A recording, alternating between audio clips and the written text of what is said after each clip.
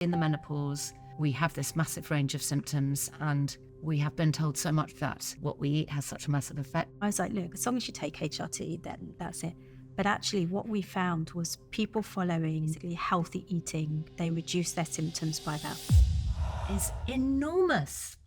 What are you thinking of an unhealthy to a healthy?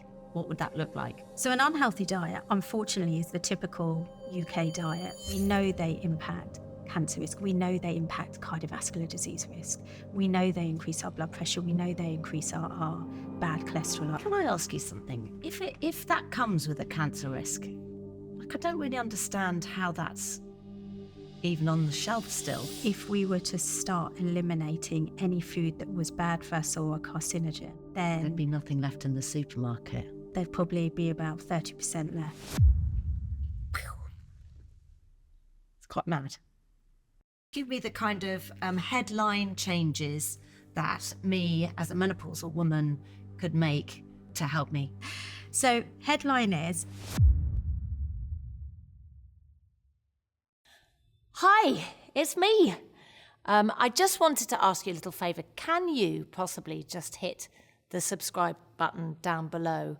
I mean, normally subscribing means it costs something, but actually when you hit subscribe here, it is completely free, but basically it just really helps us to continue to bring you lots more episodes of Begin Again. Thanks so much. I think what's amazing nowadays is that it's going to have such a massive impact, not just on obviously everybody's weight and well-being. And we know that it's not just about your weight or your size or your health. It's also about your mental health. It's become so apparent that we are what we eat mentally as well. But for me in midlife and in terms of longevity and how best to look after our bodies, to live and prosper for as long as we possibly can, but for both men and women. I mean, often women have been just clumped together with men in terms of research, and we're all just the same. But I know we're going to talk a little bit later about this amazing new research that you've got that is such a game changer in terms of menopausal women and their symptoms and food. Yep. But in all the ways that women differ from men, can you just tell me, in terms of like midlife, what big things have you learned that you think are take-homes for people in midlife, men and women, that are different? How are men and women different? Gosh, this is challenging me now. Yeah, good. This whole area of menopause is relatively new for me. I mean, you know, there's so much similarity between men and women, just like there's so much similarity between what foods are good for you and what foods are bad for you for different people. Well, could I ask you then very quickly, for both sexes, what foods would you say? Because protein is so, well, it's quite a tricky area really, because it's generally said that we should get most of our protein from our diet. And I do know that a lot of people either are too busy, they're not making the right choices, too much fast food. Lots of people maybe aren't getting quite enough.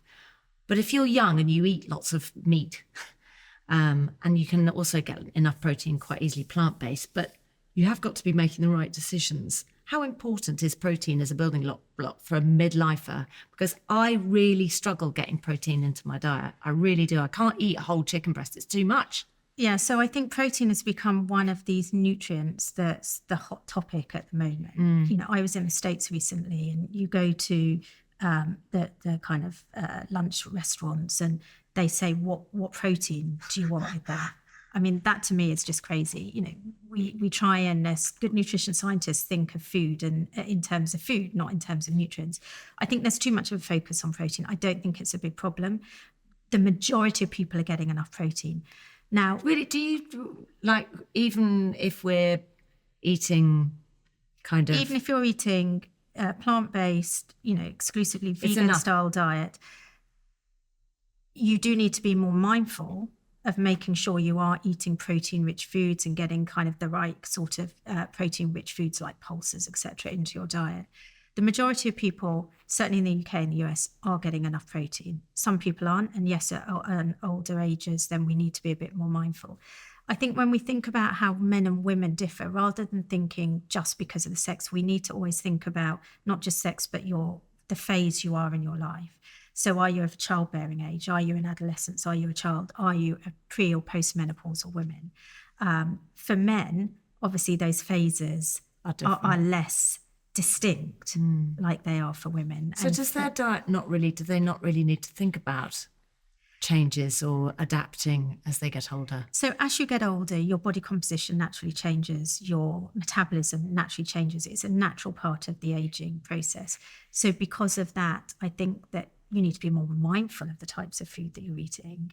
And I think that you also need to bear in mind that at any age, adapting a healthy diet, whether you're 40, 50, 60, there's really good evidence to show transitioning from an unhealthy diet to a healthy diet, whether you're male or female, at any age has significant health benefits.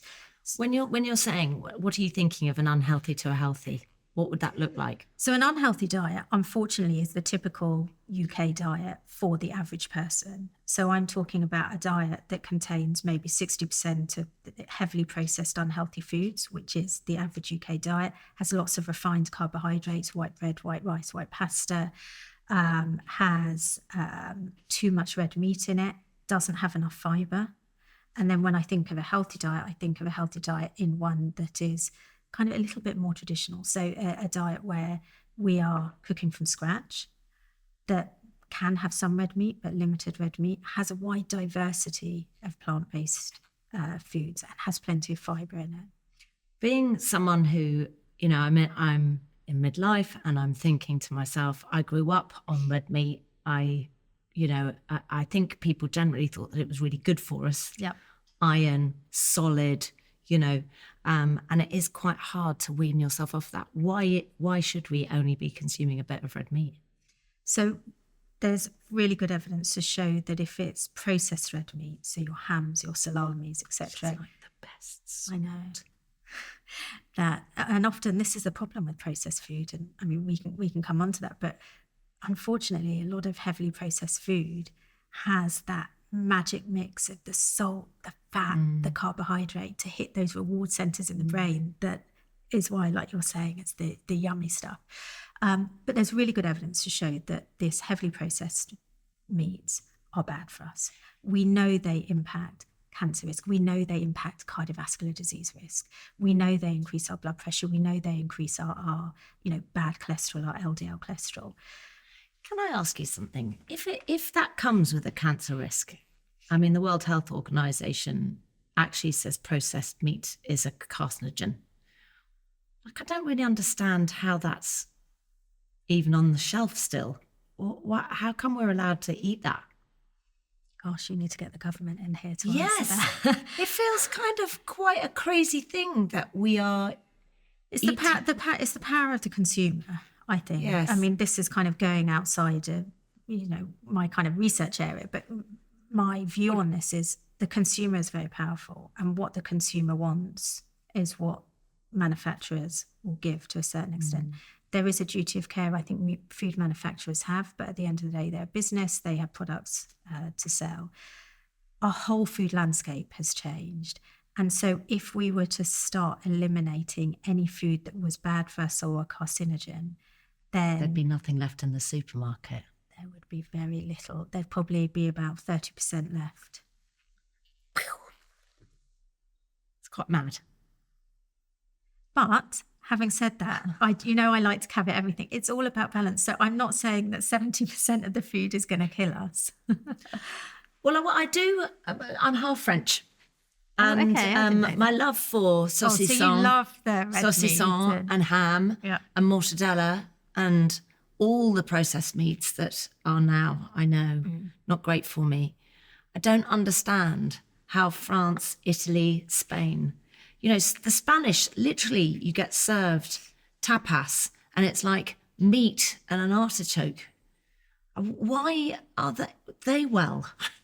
So I think that is a great example of how we need to try and not take what we call a reductionist view of nutrition, of food and health. because we can't just look at single foods. Yes, we know some single foods aren't the best for us, but we have to look at the entire diet. And the Mediterranean is a great example. It's the healthiest diet out there, but yes, they still have like the French, some salami. But we need to think, what else are they having in addition to that? So rather than focusing on kind of what's bad for us, I think it's a really good approach to use these kind of countries to say, okay, what's good in their diet? The extra virgin olive oil, they have loads of that. They have loads of healthy fats. They still have lots of fibre-rich foods. But also, I think they are a great example of how we need to think about food, about diet beyond the food. So if you take the Mediterranean, for example, they don't snack as much as the UK and the US. Yes. The way they eat their food, they eat it more slowly. And I mean, there's fantastic research even that we've been doing about eating rates, so the speed at which you eat it and how that impacts your health.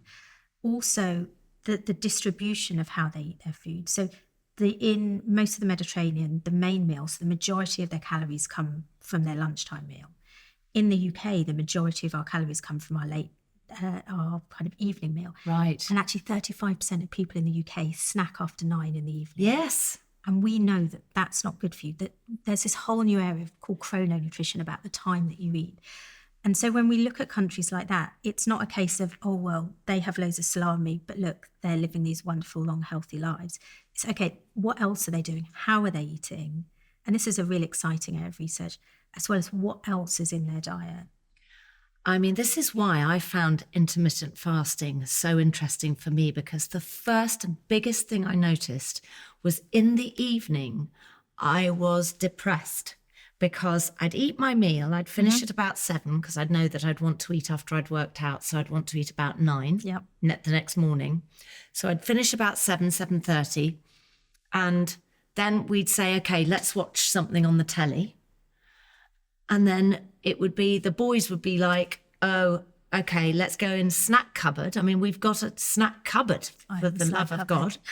And it's full of the worst things you've ever seen, you know, wafers and crisps and, you know, and they come with their snacks and they open their crisps and everybody's co-sharing and a toffee bonbon or something. Oh, that's a bit mean. And you're there. And I'm like there sitting on my hands. But after 3 or 4 days, again, I didn't want a snack after dinner. I didn't miss it. It didn't take me very long. But it is interesting. It's part of our culture to sit down in front of the telly and have a snack. It is a thing. But it wasn't like 30, 40 years ago. No. It's that the increase in snacking has become very different now to how it was. What was the percentage again that you said that we got our nutrition from snacks? So on average, we get 25% of our calories in the UK from snacks. That's a quarter of our calories. But do you know what? I think rather than worrying about it, I think we should see snacking as one of the eating events, as we call it, that's kind of under our self-control. Because typically when you snack, it's something you're snacking on in isolation, or you can choose your snacks. A lot of the time your lunch meal or your evening meal is dictated by who else you're eating with or what you're doing at work. And so actually, yes, 25% of our energy on average comes from snack, but it's the simple, single strategy that we can do something about and do something about. And so what would you change it to?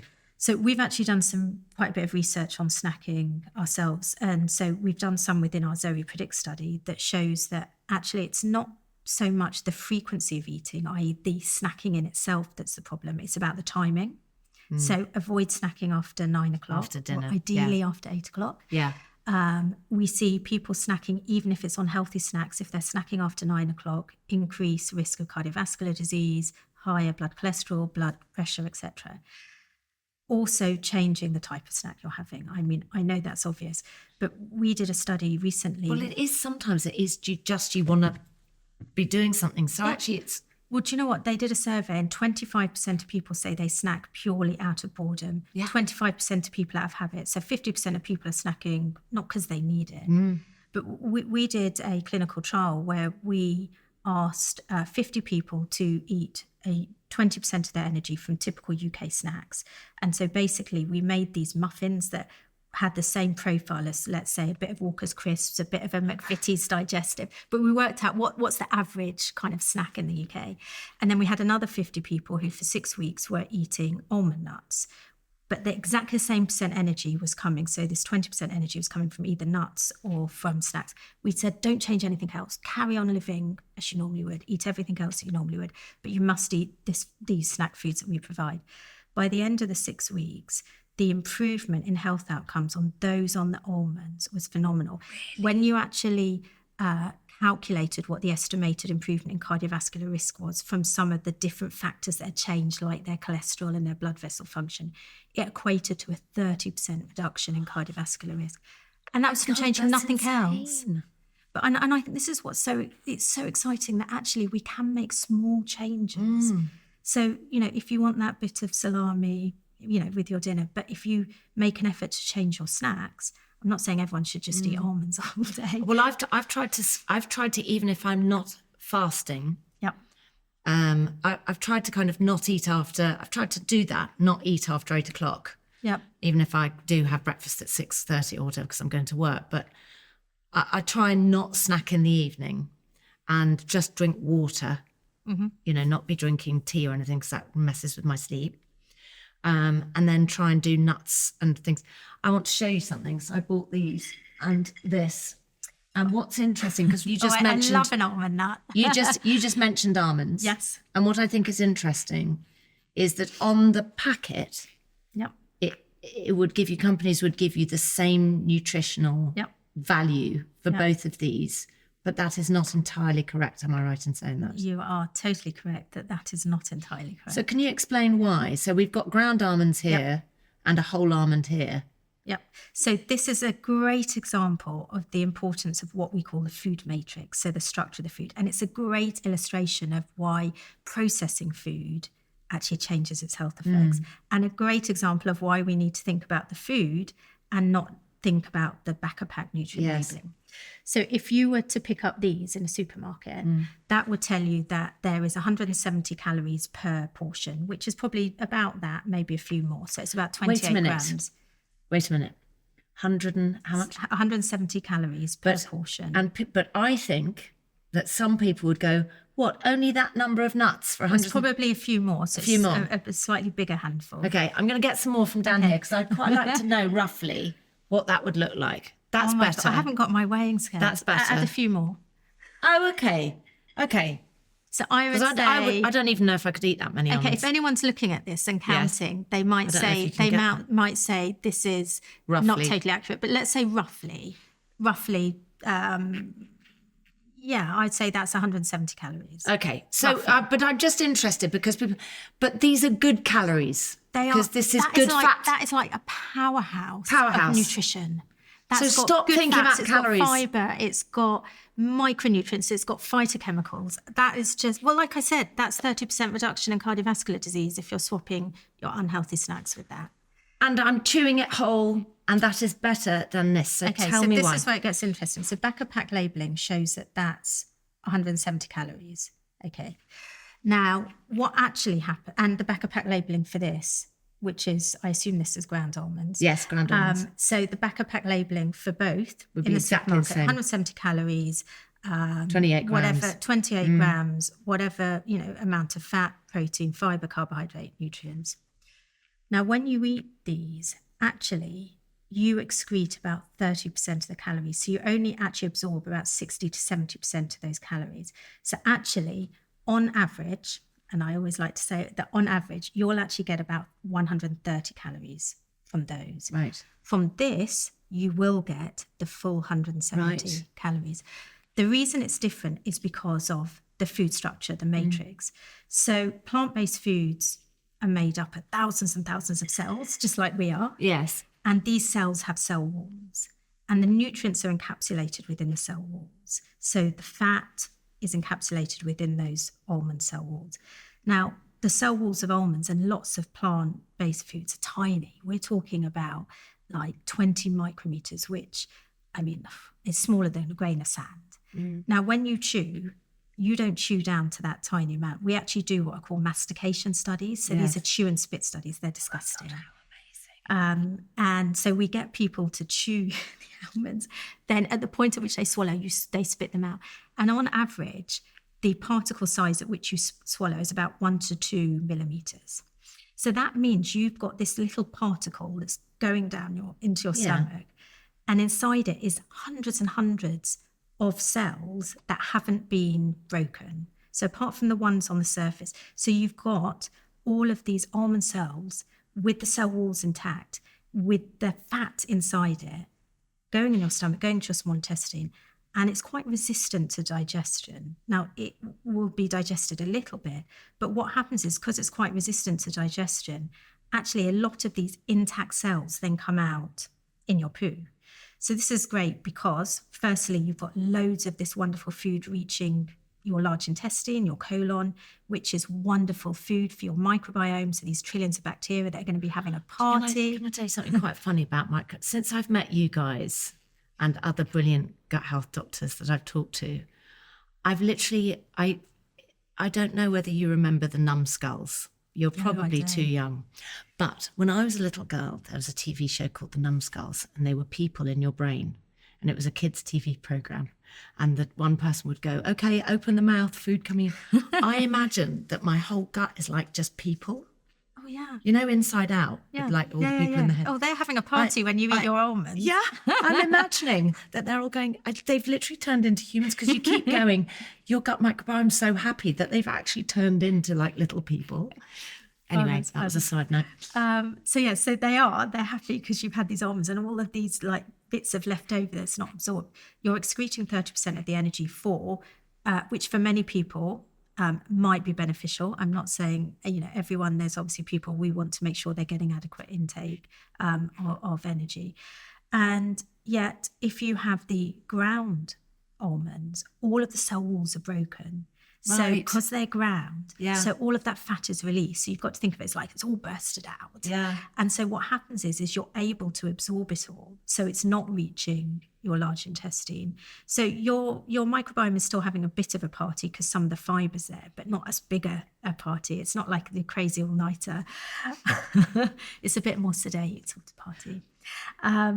And so that's a really good example of how the back of pack labelling is really misleading. And what we also know, as well as it affecting your energy levels, it affects your hunger levels.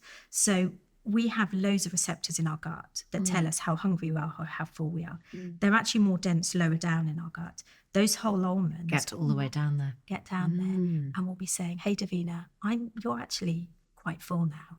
Actually, you don't need any more. And so there's so much more that goes on. But I think the most interesting thing about that almond data is that whilst I said, and I know I emphasised it, on average you'll get about 130 rather than 170 calories.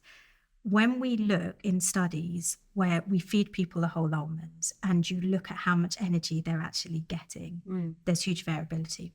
Some people are absorbing about only 68 calories from that 170 calories. Other people are absorbing the full 170 calories. Right. So whilst I told you on average, there's huge variability. Discrepancies, yeah. Huge variability. Mad. And this is that where we, are so fascinated now, where Everyone's our predict different. program research comes in. Do I want to give the same advice to that person who's getting the 170 calories as the one who's getting 60, if we were thinking in terms of calories? Would that mean that some people absorb more calories than others? That's what the evidence shows. It does go a little way to explain why some people really struggle with their weight, maybe, or would that be right? I think that for some foods, yes. I think that for the majority of the food that we eat, if we're talking about a typical UK diet that's heavily processed, oh, right. It is that kind of almond flour where actually it doesn't make any difference. It's not going to make much of a difference. Oh, okay. When we're talking about plant-based foods in its kind of original structure, that's where we see more of the variability.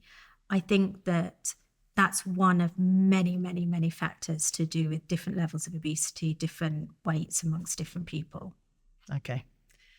So generally speaking, if we're talking about plant-based food, eat it whole. Yep. Don't mess about there. Yeah, eating whole plant-based foods is always better.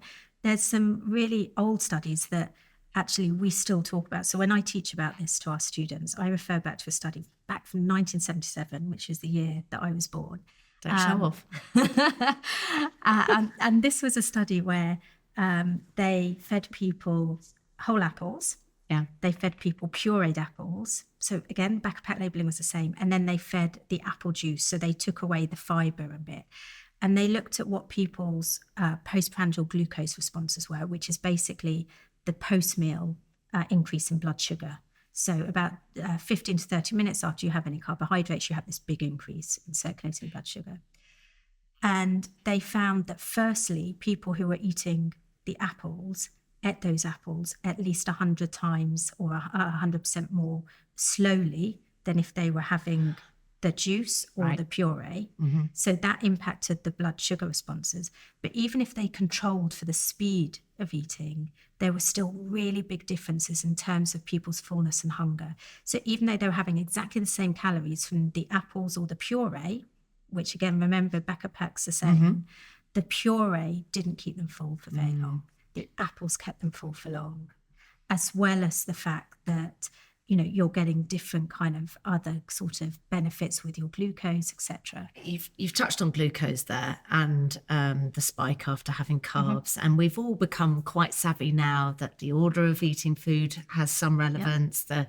You know, I've started kind of actively trying, all of my family have, in fact, trying to maybe after a lunch take a 10-minute walk to kind of help even out the spike.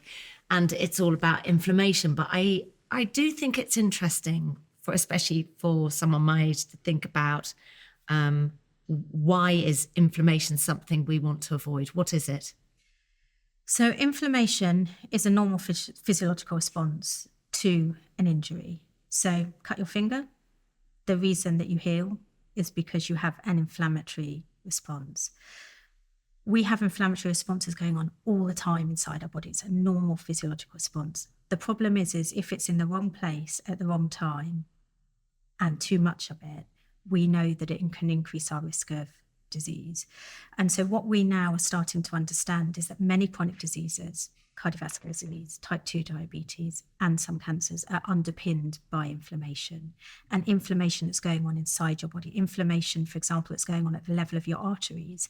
So we know one of the core underlying kind of physiology that happens in terms of development of cardiovascular disease at the level of the blood vessel. Inflammation plays a really key role in that. So, I mean, would it be fair to say that just sugary sweets and stuff, you know, look, we need carbs, we need fat, we need protein, you know, we need all of those things, but actually in terms of just eating sweets, in terms of inflammation, it's like really just in moderation, just really try and chill out with the sugar, extra sugar. It's in moderation. Look, having some sweets here and there, having some of these foods. I can't do it in moderation.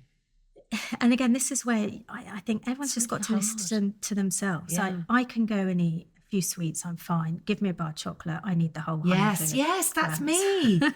and so it's about kind of, different people, different I mean, I try and just stay away from chocolate. I think it's also very hard at our age. We've got kids in the house. Yep. And just because I'm really trying hard not to do something, if they can moderately eat something, it seems unfair to not have it in the house if they don't have a problem with it. But then it only lasts for 20 minutes because I've eaten it all. And they literally have to hide their chocolate. It's embarrassing. No, I think if it's not every day or all day long, I think everyone, I think, you know, we have such a disparity in people's view on diet. I think in the UK, you have the people that just don't recognise the importance of it or can't do something about it or aren't motivated to do something about it and have terrible diets. We have quite a lot of people in the middle, and then we have a lot of people that, you know, are doing so well and having incredible diets. And I think, do you know what, for these people, and maybe these people, just don't worry about it. Having a chocolate bar, having that pack of crisps, it's okay. We need to solve the bigger problem. But yeah, I've gone off on a tangent now from inflammation. Yeah, sorry about that. Right, I'm going to talk to you about my show sponsor, Zoe. Do you listen to your gut? No, I'm not talking about like your female intuition, you know, not talking about that bit, no. I'm talking about your gut, the home of all your digestion and the gateway to great health. So much amazing research has been done around it, and for such a long time I ignored mine, and actually what I should have done was listen to my gut. And now, because of Zoe, I actually can, because their team, including Professor Sarah Berry, has taught me so much about how my body works, its relationship with food. It's backed by science and a great team of world-leading scientists and one of the most advanced at-home gut health tests on the planet. Head to Zoe.com and use code BEGIN10 for 10% off. As a Zoe member, you'll get an at-home test kit and personalised nutrition. So that means you'll get a whole programme on how to eat for yourself and make those smarter food choices that support your gut. So that's Zoe.com with code BEGIN10. I've got a little challenge for you. Think of one creative project you've always wanted to start. Okay, now let me tell you how you can bring that idea to life with our sponsor, Adobe Express. So it's a really quick and easy create anything app by Adobe. So this tool's designed to give you the confidence to turn those dreams, your dreams, into reality. I've even tried it myself. We've used it to brand this show, so I can actually genuinely say that it makes creating gorgeous graphics and social posts and professional presentations just so straightforward. With smart templates, I can get things done like in a few clicks. And there's an AI feature which is like having a little creative genie with you. So whatever you're dreaming about, honestly, it's never too late to begin.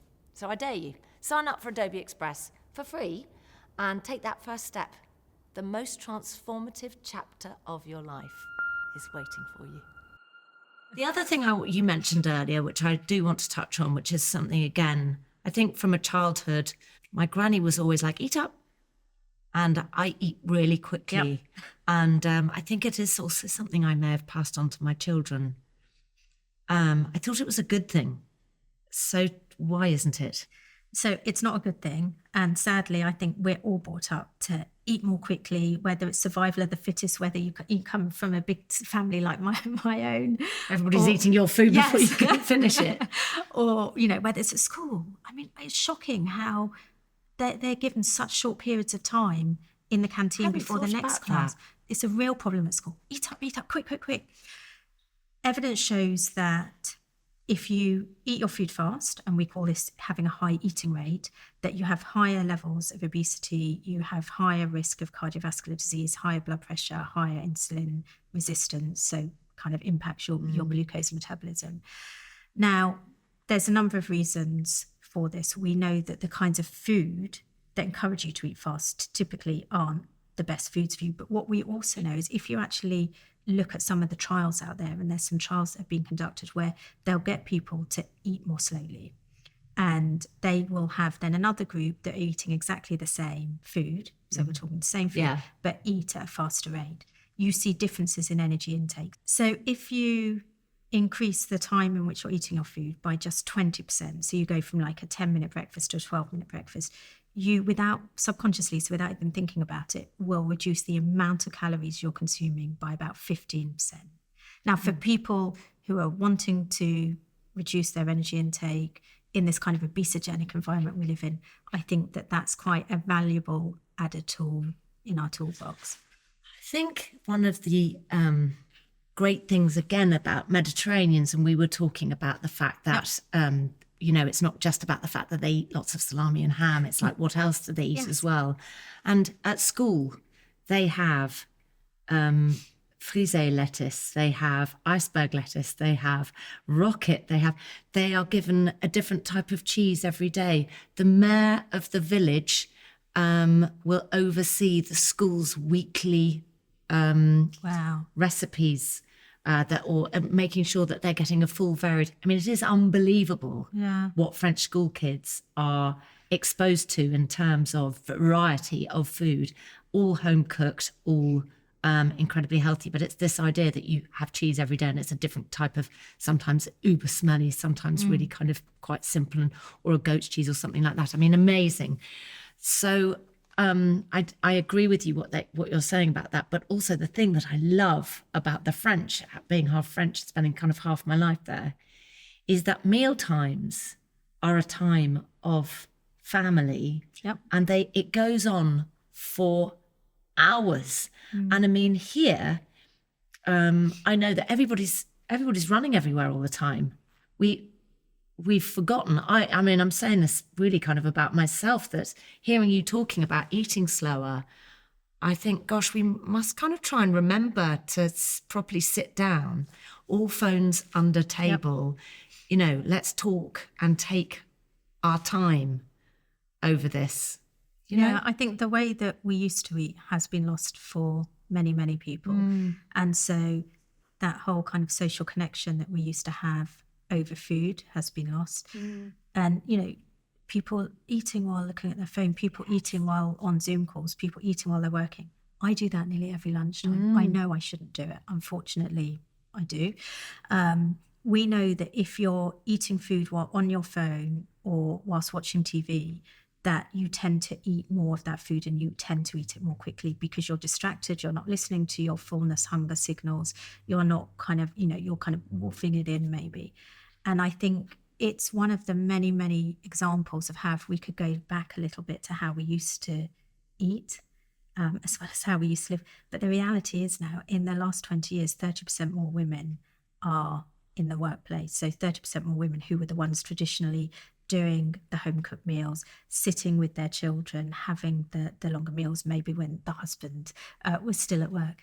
It's all changed, and we have to find a way to move with the times. But I think this is a brilliant thing and a problem. Yes. It's great that 30% more of us are in the workplace. I love working. I really enjoy it. But often the last thing I want to do when I come in is cook.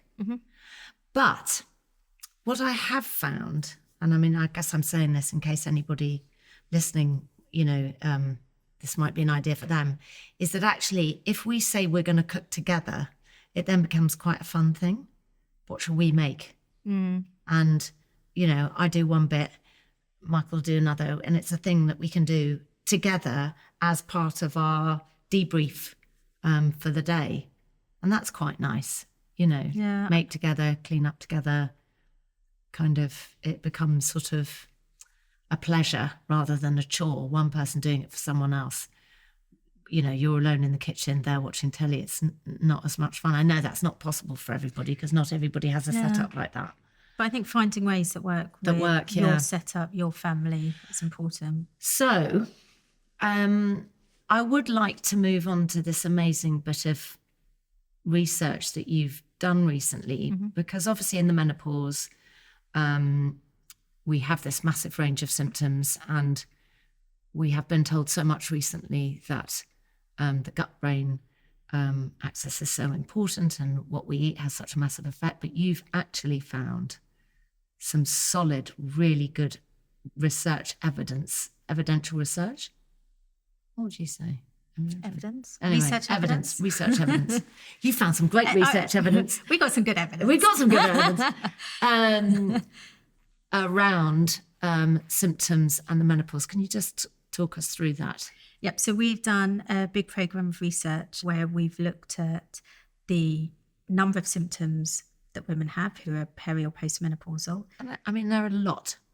It's huge. It's like up to 60, I think now we've got to. Something like so, that. we're monitoring 20 symptoms. But there's like 50, 60 symptoms that people are reporting. But we've been monitoring the core 20 symptoms. And so we've been looking at how many symptoms they have and the severity of the symptoms.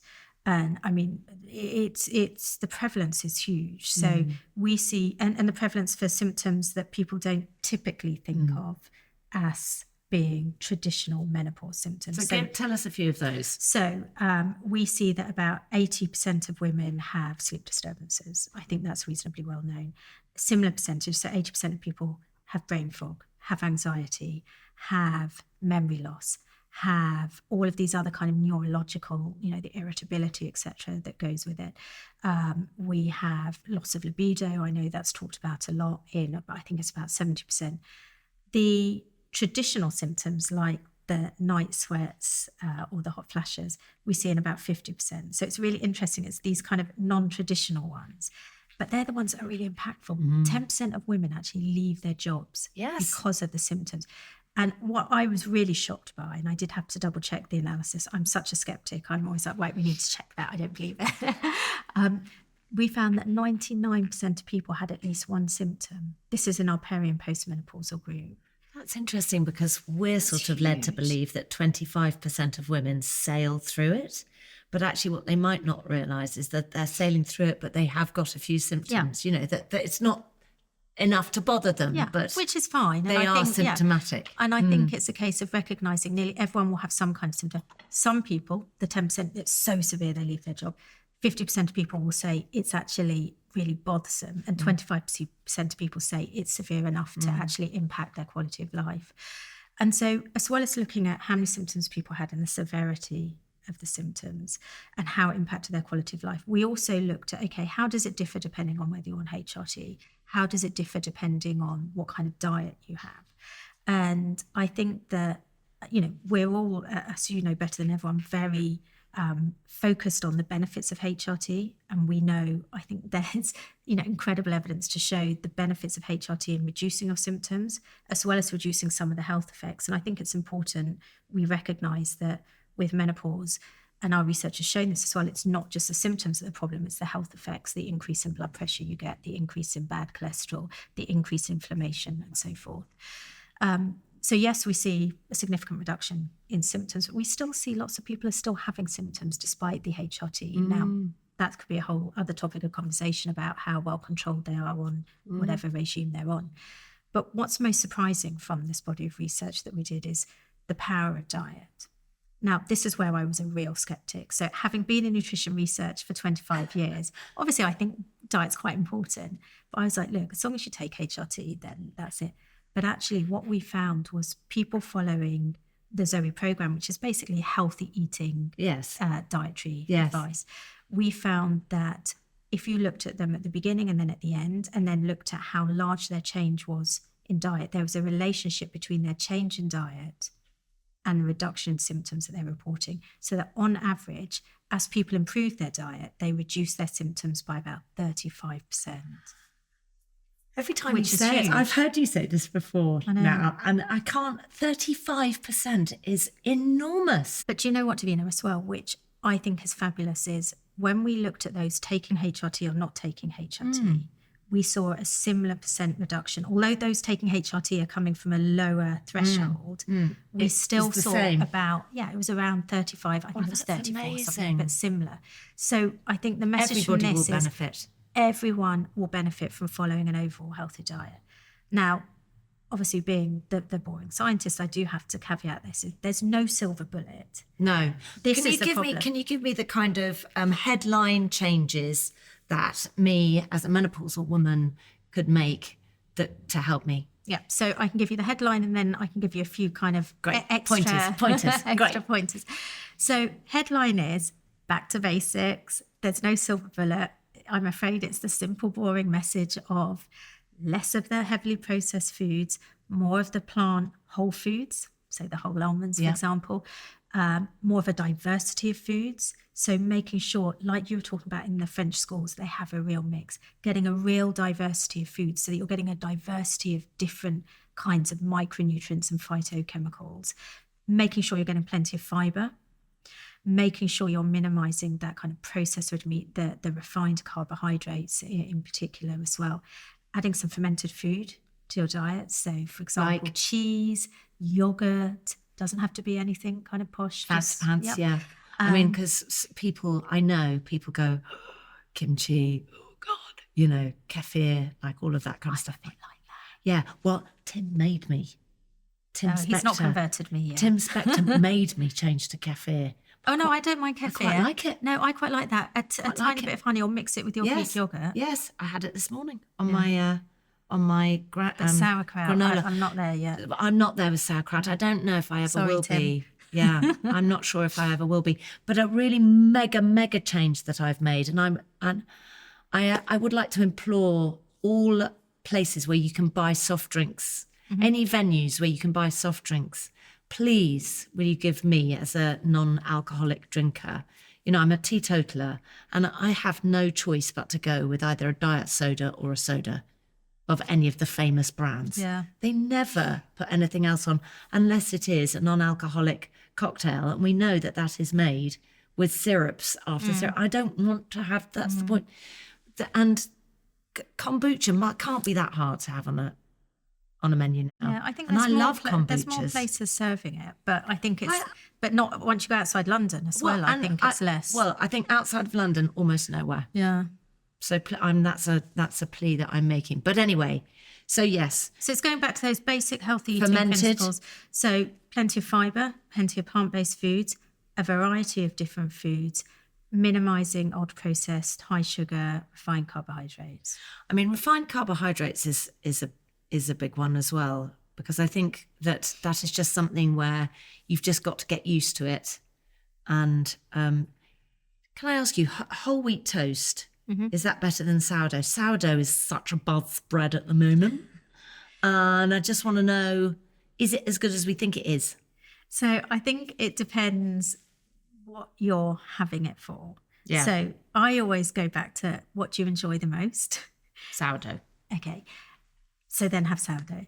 I think when you're talking about two kinds of food that there's probably only marginal differences in their health outcomes, that's where you've got to just choose what you prefer the most. There has been no studies comparing, that I'm aware of, whole wheat and sourdough. Okay. We do know that sourdough, because it has, is a kind of probiotic. So we know that, it might be better for your gut microbiome.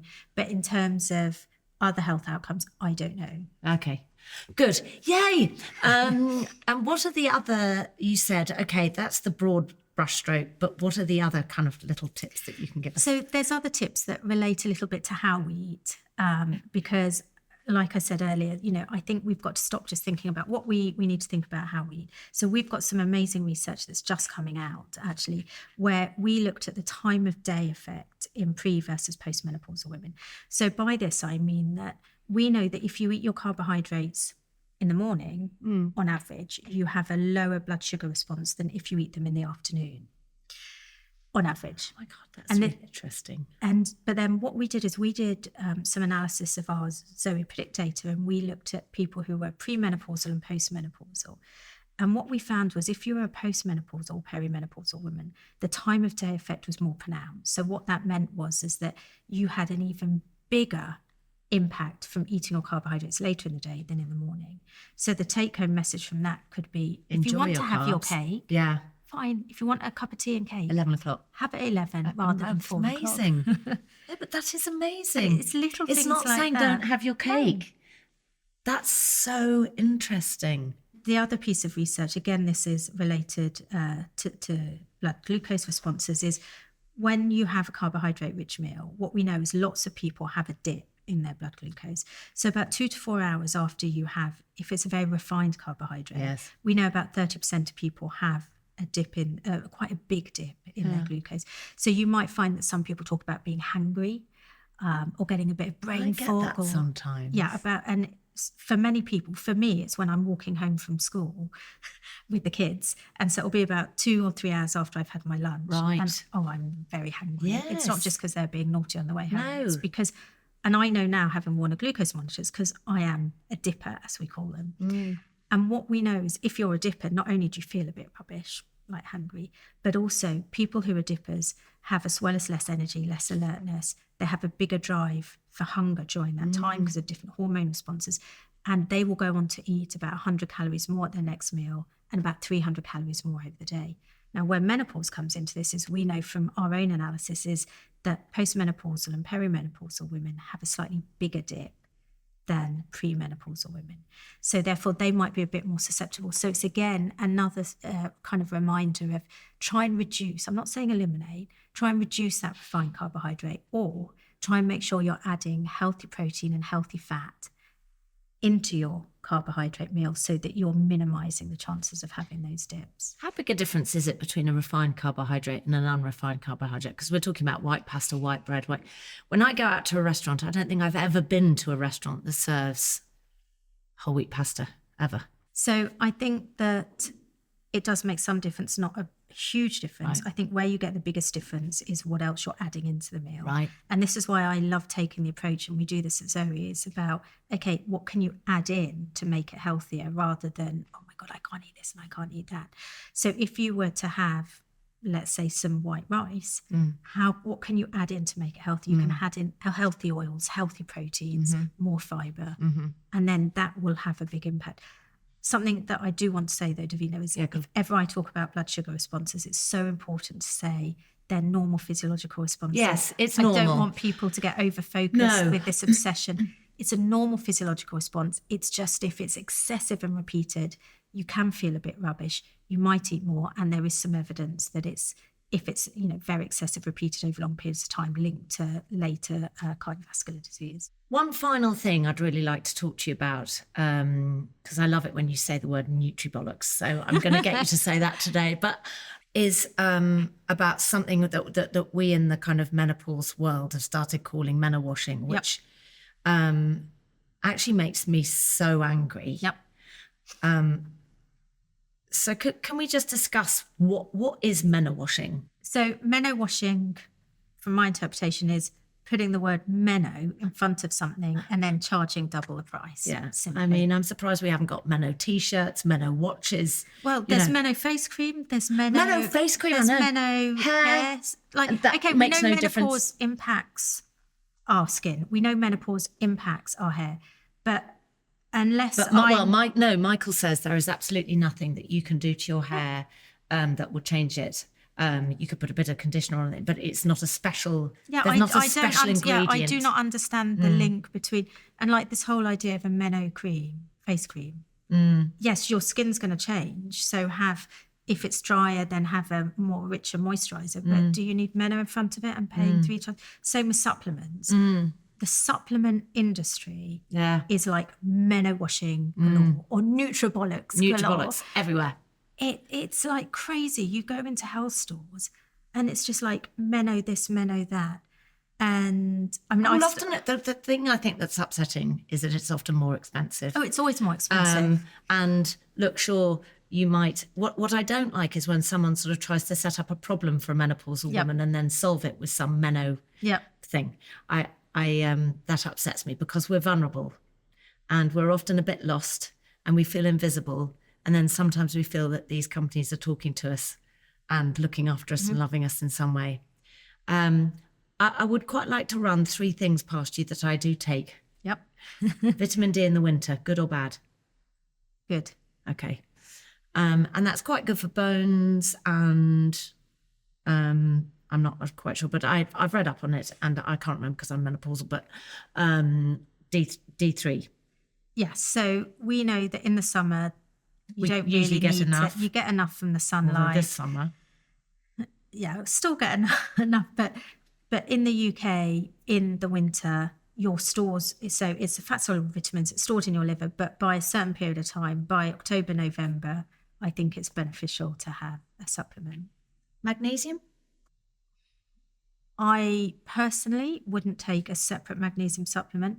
Personally, if I was going to take a supplement... Try and get it from food? Well, obviously, we should always try and get it from food.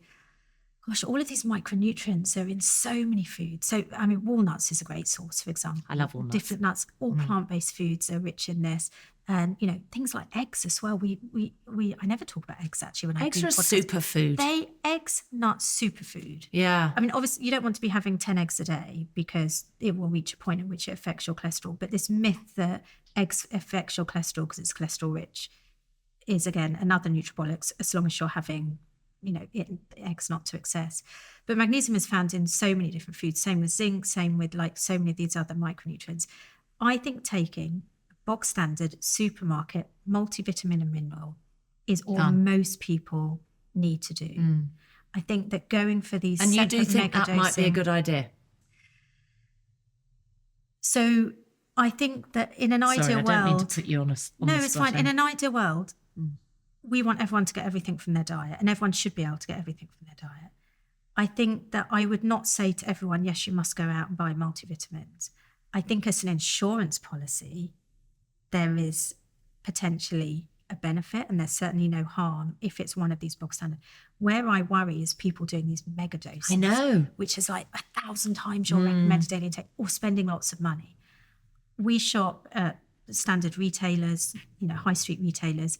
I have in my cupboard a standard multivitamin and mineral. When I remember, I take it. When I remember, I might give the kids one here and there.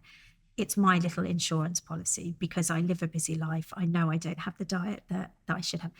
There's actually very little nutrient deficiency in the UK. Right. And so I think for most people, they don't need to worry about it.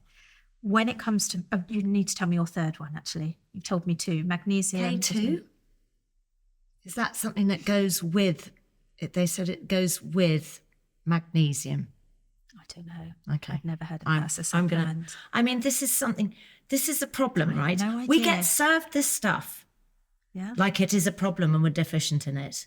And then we end up looking at it and we think, oh, it does really good things for me, but I'm probably getting enough of it already. I think most people are. I think that's why if you want to take one, just take the standard supermarket ones that have have a low level amount, because if you're getting too much of it, and if you're getting enough of it from your diet, then you don't want to megadose. Sometimes it's bad for you to megadose. It actually can be dangerous for your health. Yeah, so, if you take one of these megadose vitamin C ones, I don't know if you've ever noticed in your wee, it probably looks bright yellow or orange. Have you ever seen that after?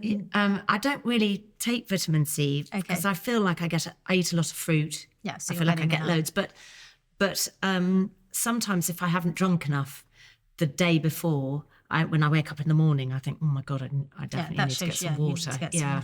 But if you take vitamin C is a great example that you actually will see a few hours later, you'll wee it out. Now, to wee it out, your kidneys have had to process that. Right. So you're just putting extra burden on your body. I think when it comes to the whole menowashing of nutritional supplements, I think this is where we have a big problem, that there isn't enough evidence yet. There are actually lots and lots of small trials that show that, there might be a benefit here or there might be a benefit there. But actually, as many trials show that there is a benefit for a particular supplement, the same numbers show that there isn't a benefit. And there's only one supplement that I would suggest that people might want to try that there is reasonable evidence for, and this is soy isoflavones. So isoflavones are what we call a phytochemical, so they're not strictly speaking a nutrient. So they're a chemical found in lots of plant-based foods, but in very high concentration in soy products. And they can also be bought as a supplement. And isoflavones are a chemical that has the same structure as estrogen. And so they actually bind to your estrogen receptors in your body. And your body thinks, well, that's some estrogen binding to my receptors, stimulates the receptor, and it does whatever the normal job that cell was meant to do if there was estrogen there. And so what we know is if you supplement women with estrogen, that there is evidence to show there was a reduction in some of the symptoms. Now, supplement, did I say estrogen? Okay, so what we know is if you supplement women with isoflavones, there is a reduction in some symptoms. We know, though, that the bulk of the evidence shows there's a particularly active part of the isoflavone. And so if people are wanting to go and get isoflavone supplements, what they should be trying to do is look at the back of pack labeling and looking to check it's got a chemical called genistein, and that it's got about 15 milligrams per day in the capsule. I think I know we've discussed this before, but I think it's really important because there's lots of isoflavone supplements that are below that threshold, and I don't think the evidence doesn't support them having enough. But if it's got more than 15 milligrams of genistein, then I think there's good evidence to show for the majority of people it will have an impact. It will be different between people. And this, again, is where it's that whole fascinating area of variability. So some people have particular microbes in their gut that digest or process the isoflavones so that they become like super active. And some people don't have these or have very low levels of these, so they don't become very active. And so if we know that if you supplement people who've got these bugs, they have a 75% greater reduction in symptoms than supplementing people who don't have these bugs. So it's an example of go try it, make sure it's got 50 milligrams, but be mindful that depending on your gut microbiome, so your friend might buy it and say, wow, this is great. You might only see a small effect. We're all different. Exactly. I mean, We could make everybody literally stay here all night and carry on. I think I've talking. waffled long enough. No, I've learned so much. Again, I can't believe every time I see you, I learn something new. I love it. Thank you. But it's been lovely getting to know you a bit better. Oh, so thank you very much, Sarah. Appreciate it. Love having such a nice chat about all my favourite things. Thank you. Pleasure.